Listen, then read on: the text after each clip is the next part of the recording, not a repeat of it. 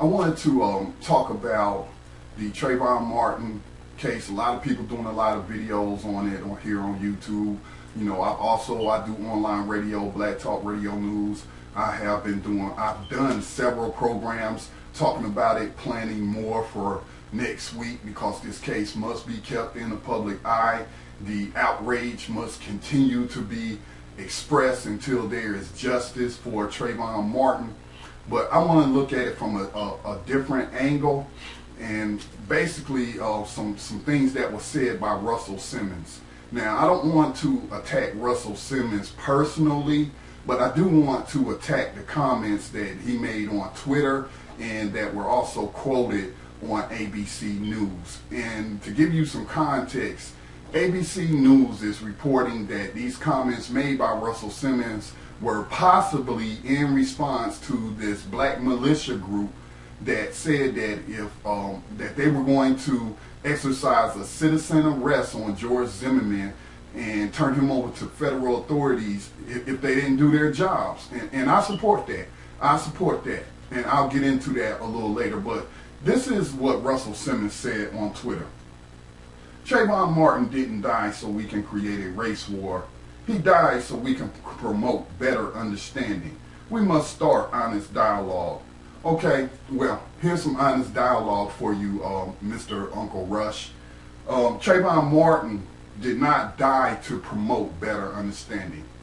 If you don't understand racism, white supremacy by now, old as you are, then, you know, I really don't know how to speak to that. All right. But he did not die so that we can promote better understanding. Understanding of what? Better understanding of what?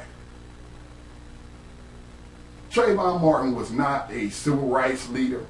He was not an activist. He was a 17-year-old boy, a junior in high school. And so don't act like, you know, he was some martyr or whatever. No, he wasn't.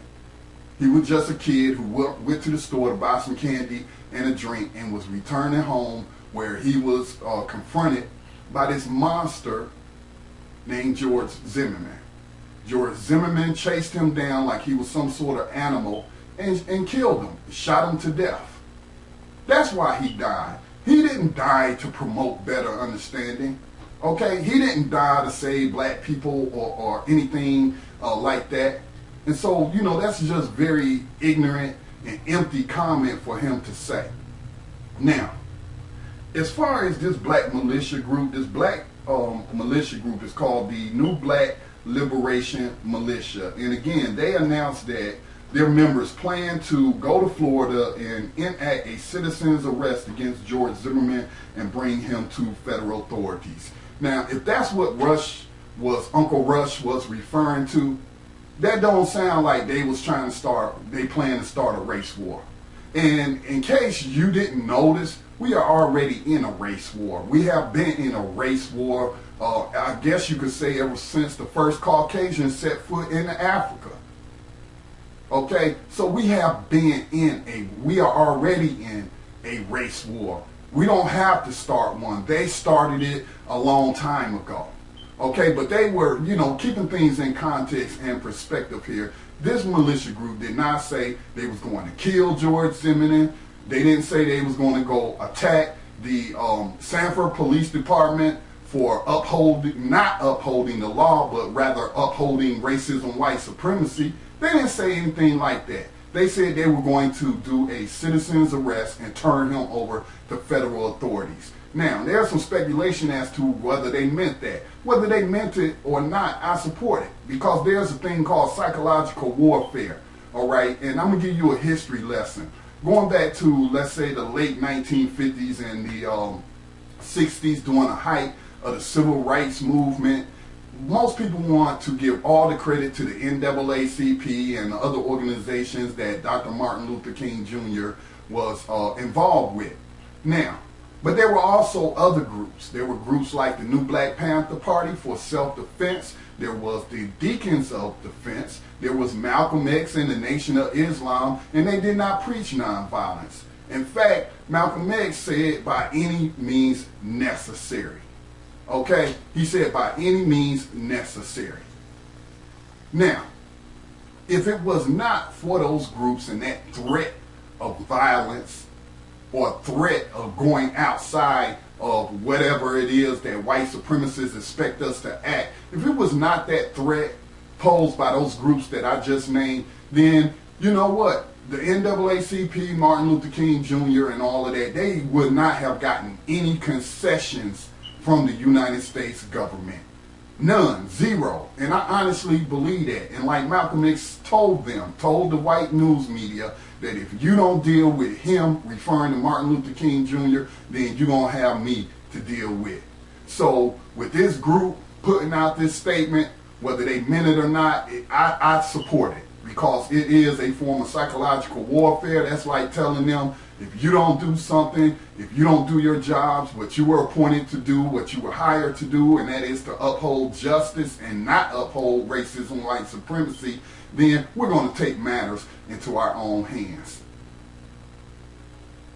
So, now, it is in the, as they say, the ball is now in the courts of the federal authorities and the state authorities of Florida. We know Sanford Police Department is not going to do anything, or they would have been done it. In fact, you know, they should be investigated for their part in this cover-up, trying to coach witnesses and all of that.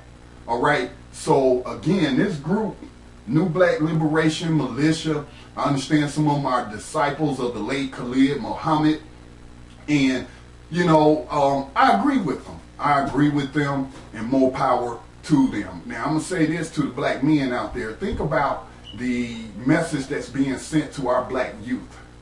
Okay, perhaps you may have seen that other video of that other young black kid who partly witnessed what happened to Trayvon Martin. He's afraid.